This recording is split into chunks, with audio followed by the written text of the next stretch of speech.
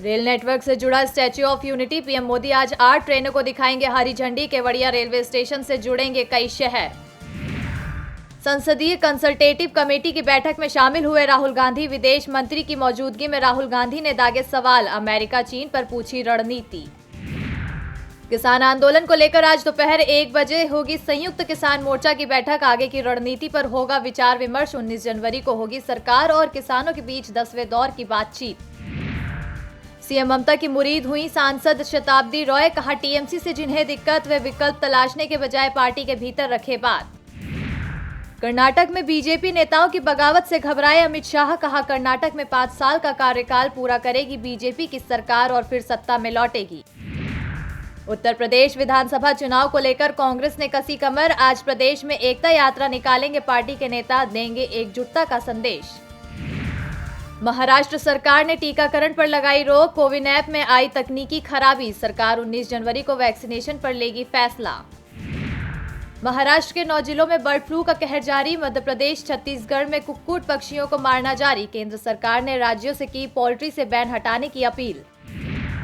Delhi NCR में गिरा पारा। घने कोहरे की चपेट में उत्तर भारत। ठंड की वजह से कई ट्रेनों को किया गया रद्द। भारत और ऑस्ट्रेलिया के बीच चौथे टेस्ट मैच का तीसरा दिन। मुश्किल में दिख रही टीम इंडिया। अब तक गिरे 6 विकेट।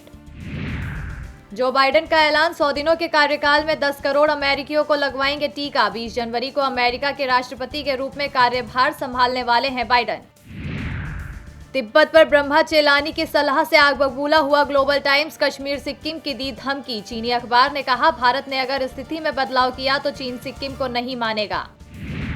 ब्राजील के वायरस के नए स्ट्रेन का खतरा। ब्रिटेन सभी ट्रेवल्स कॉरिडोर पर लगाएगा बैन। जॉनसन ने कहा, कोई व्यक्ति जो दूसरे देश से ब्रिटेन आ रहा है उसे फ्री का प्रूफ दिखाना होगा।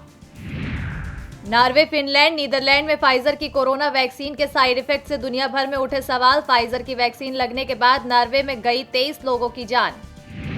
अमेरिका के विदेश विभाग ने वुहान इंस्टीट्यूट ऑफ वायरोलॉजी को लेकर एक फैक्ट शीट जारी की। कहा, चीन सेना का पिट्ठू है वुहान का वायरोलॉजी इंस्टीट्यूट। खुफिया प्रोजेक्ट में दिया साथ। विमान ईंधन एटीएम के दाम 3% बढ़े। पेट्रोल डीजल की कीमतों में कोई बदलाव नहीं। 1 दिसंबर 2020 से है चौथी वृद्धि। एचडीएफसी बैंक का तीसरी तिमाही का नेट प्रॉफिट 14.36% बढ़ा। प्रॉफिट हुआ 8,760 करोड़ रुपए। बैंक की कुल आय बढ़कर 37,522 करोड़ रुपए पर पहुंची। 3 महीने में 20% महंगा हुआ अखबारी कागज। प्रकाशकों की सीमा शुल्क हटाने की मांग। महामारी से उद्योग बुरी तरह हुआ प्रभावित। व्हाट्सएप की नई निजता नीति के खिलाफ कैट की उच्चतम न्यायालय में याचिका। कैट ने कहा, केंद्र को जारी करने चाहिए दिशा निर्देश।